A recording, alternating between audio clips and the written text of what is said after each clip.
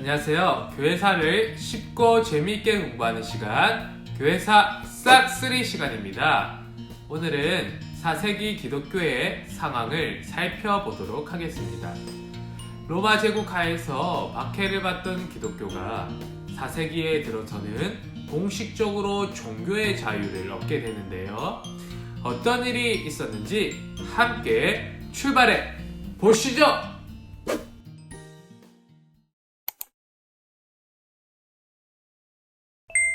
305년 이래로 로마 제국에는 4사람의 권력자가 제국을 분점하여 다스리고 있었습니다. 동방에서는 리시니우스와 막시미누스 다이어가, 서방에서는 콘스탄틴과 막센티우스가 권력을 행사하고 있었습니다. 오늘 우리는 콘스탄틴을 유심히 보려고 하는데요. 이 콘스탄틴은 305년 황제에서 퇴위한 막시미안의 딸인 파우스타와 결혼을 합니다. 그러면서 그는 막시미안에 이어서 서방의 황제가 되고자 하는데요. 그게 쉬운 일만은 아니었습니다. 왜냐하면 막시미안에게도 아들이 있었겠죠. 막시미안의 아들은 앞서 말씀드린 대로 막센티우스였습니다. 그 역시도 황제의 자리에 욕심이 있었고 그 자리를 양보할 생각이 전혀 없었습니다. 그래서 그는 308년 아버지인 막시미안의 후원을 얻어서 서방의 황제가 되겠다라고 공식적으로 선언을 합니다. 그렇게 황제의 자리를 두고 집안 싸움이 시작하게 되는데요.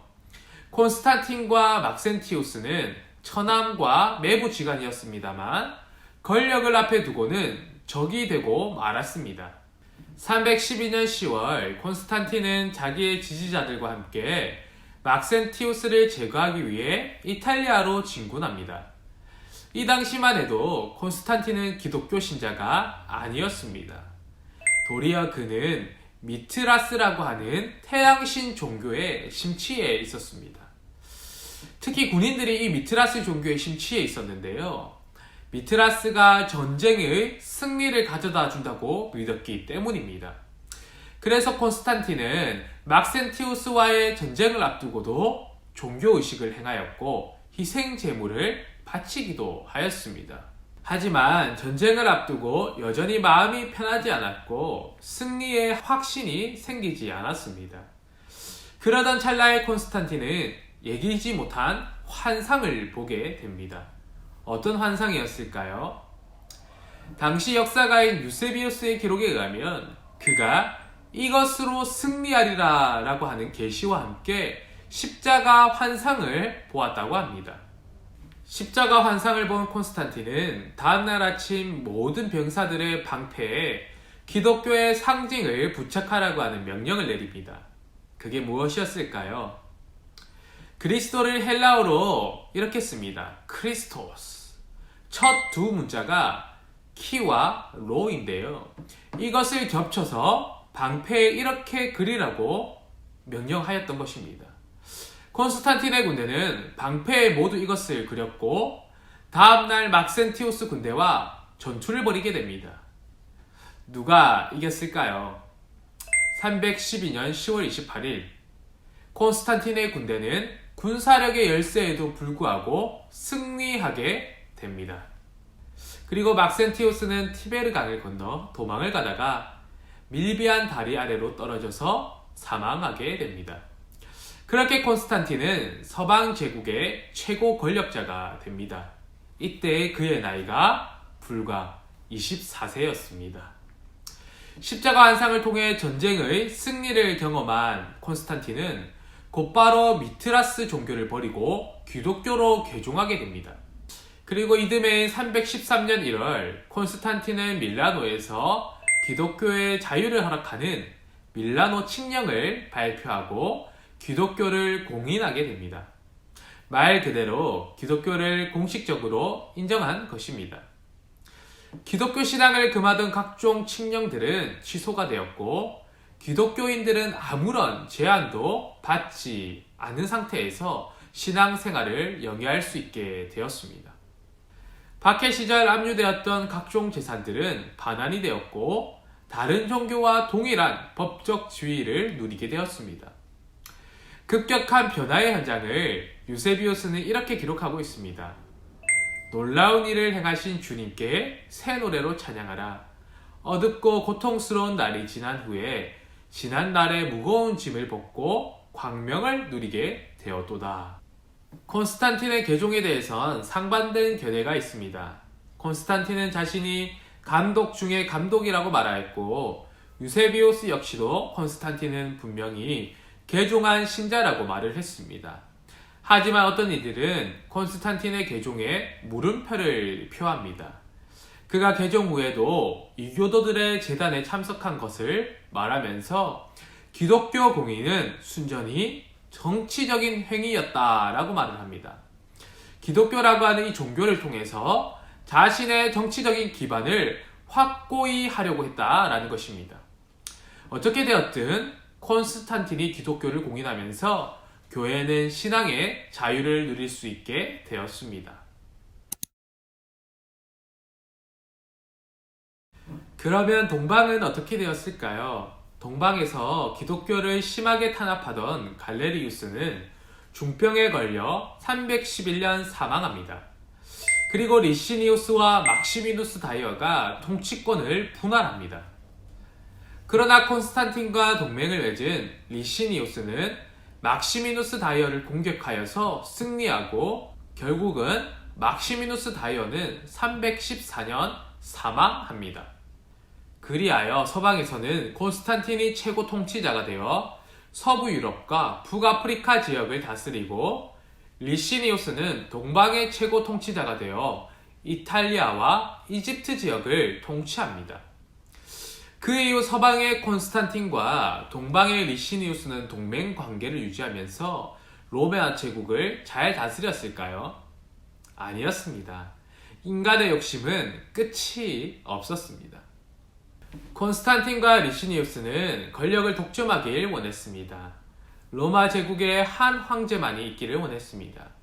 그렇게 서방과 동방은 싸우게 되는데요. 여러 차례의 접전 결과 콘스탄틴이 314년 비잔틴을 정복하게 되고, 323년에는 리시니우스가 다스리던 전체 영토를 장악하게 됩니다.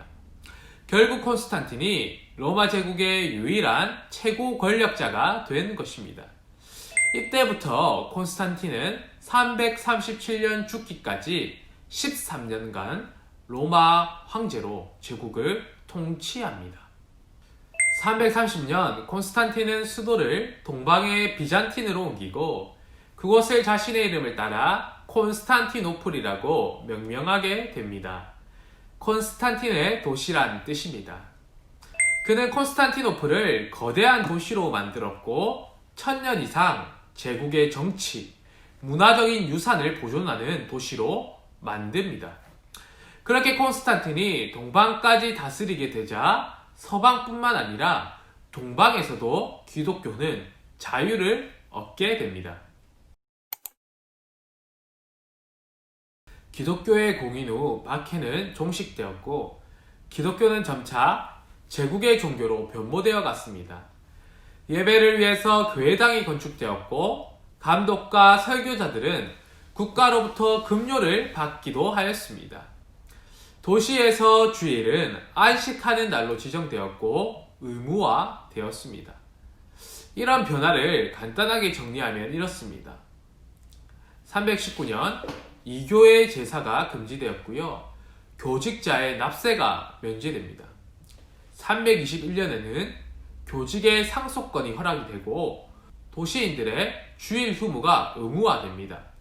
323년은 콘스탄틴이 로마 제국의 통치자가 되고요. 324년에는 모든 군인들에게 예배가 강요됩니다. 325년에는 니케아 종교회의가 열리는데요. 제1차 세계교회 회의가 개최됩니다. 330년에는 제국의 수도를 로마에서 비잔틴으로 옮기고 콘스탄티노플로 개칭하게 됩니다. 기독교를 공인했던 콘스탄틴은 질병으로 337년 사망하게 됩니다. 콘스탄틴이 사망한 후에 로마 제국은 다시 넷으로 나누어지면서 혼란을 겪게 되는데요. 혼란도 잠시 379년 데오도시우스가 황제가 되고 이듬해 380년 2월 27일 기독교를 로마 제국의 국교로 승인하게 됩니다. 이것은 엄청난 변화였습니다. 이제는 제국의 합법적인 유일한 종교가 기독교가 된 것이었습니다. 이전에는 그리스도인이 된다는 것이 고난의 길이었고 그리스도인의 삶은 신앙적인 결단이 필요했습니다. 하지만 이제는 영광과 지위와 명예를 얻는 길이 되었습니다. 과거에는 신앙을 지키기 위해 생존을 걸고 투쟁해야 했으나 이제는 기독교로 개종하지 않으면 손해를 감수해야 했습니다. 과거에는 기독교 예배가 금지되었으나 이제는 이교 숭배가 이교 예배가 금지되었습니다. 교회는 재산이나 유산을 기증받을 수 있었고 부를 향유하게 되었습니다.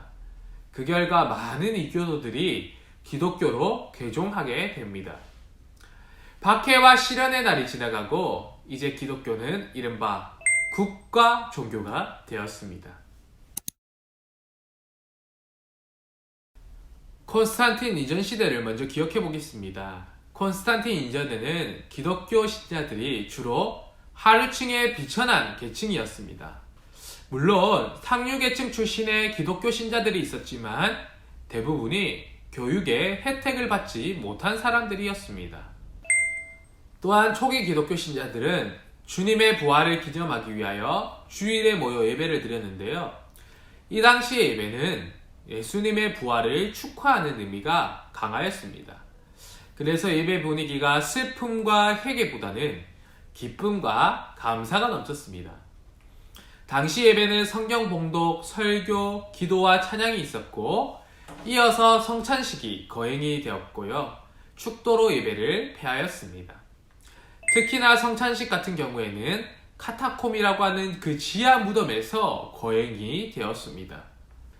신자들이 그곳에 모인 이유는 단순히 박해를 피하기 위해서라기보다는 그곳에 믿음의 선배들이 묻혀 있었기 때문이었습니다. 그래서 역사 자료를 보면 2세기 중엽부터 초기 교회 성도들은 순교자들의 기일에 그들의 무덤 앞에서 성찬식을 행하기도 하였습니다. 콘스탄틴 이후에는 기독교의 예배가 점점 변화하였는데요. 예배가 황실 의식에 의해서 영향을 받기 시작합니다. 황제에 대한 경의의 표시인 향불이 교회 안에 나타나기 시작했고 이전에는 예배 인도자가 평상복을 입었다면 이제는 사치스런 예복을 착용하기 시작하였습니다. 또한 콘스탄틴 이전에는 예배 장소가 단순하고 소박한 가정주택이었으나 콘스탄틴 이후에는 소위 바실리카라고 불리는 직사각형의 크고 찬란한 예배당에서 이루어졌습니다. 콘스탄틴은 세인트 아일린 교회당을 콘스탄티노플에 짓도록 명령하였고 그의 어머니 헬레나는 베들레헴에 성탄 교회를 건축하고 갈람산 교회를 건축하도록 지시하였습니다. 중요 도시마다 큰 교회당이 건축되었고 이러한 정책은 콘스탄틴 이후에 후계자들에 의해서도 계속되었습니다. 지금은 이 당시에 지어진 이 교회당들이 거의 파괴되었지만 기본 구조를 짐작해 볼 수 있는 증거들이 많이 남겨져 있습니다. 바실리카라고 불리는 교회 건물들은 세 부분으로 구성되어 있었는데요. 아트리움, 해중석, 그리고 성소입니다. 아트리움은 벽돌에 의해서 둘러싸인 사각형의 형태를 띤 입구였고요. 회중석은 바실리카에서 가장 넓은 공간을 차지하고 있었습니다. 그리고 성소는 회중석 끝에 위치하여서 바닥이 한층 높았는데요. 성소에는 예식을 주관하는 목회자들을 위한 자석이 있었고 그 자석을 보좌라고 부르기도 하였습니다. 강의를 정리하겠습니다. 기독교가 로마의 국교가 된 일은 잘된 일이었을까요? 아니면 잘못된 일이었을까요? 물론 잘된 일도 있었을 것이고 잘못된 일도 있었을 것입니다. 종합적으로 검토해보면 기독교의 국교화는 기독교의 세속화와 변질을 가져왔고요.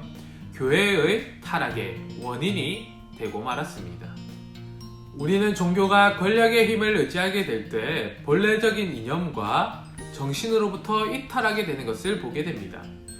기독교가 국교가 된 이후부터 나그네 공동체가 안주 공동체로 변모하면서 현세적인 가치를 추구합니다. 부와 권력과 명예를 추구하기 시작합니다. 이런 점에서 우리는 이 세상에서 살고 있지만 이 세상에 속한 자는 아니다 라고 말한 코넬리우스 반틸의 말을 떠올려 보게 됩니다. 4세기 기독교는 신앙의 자유를 얻는 빛을 보았지만 이내 세속화되고 변질되는 어둠을 보기도 하였습니다. 이처럼 교회는 권력의 힘을 의지하는 것도 아닌, 사람의 힘을 의지하는 것도 아닌, 국가의 힘을 의지하는 것도 아닌 하나님의 힘을 의지할 때 바로 설 수 있습니다. 여러분, 지난 역사를 양력 삼아 신앙의 자유를 주신 하나님께 감사하며 도리어 하나님의 힘을 더욱 의지하며 살아가는 우리가 되길 원합니다.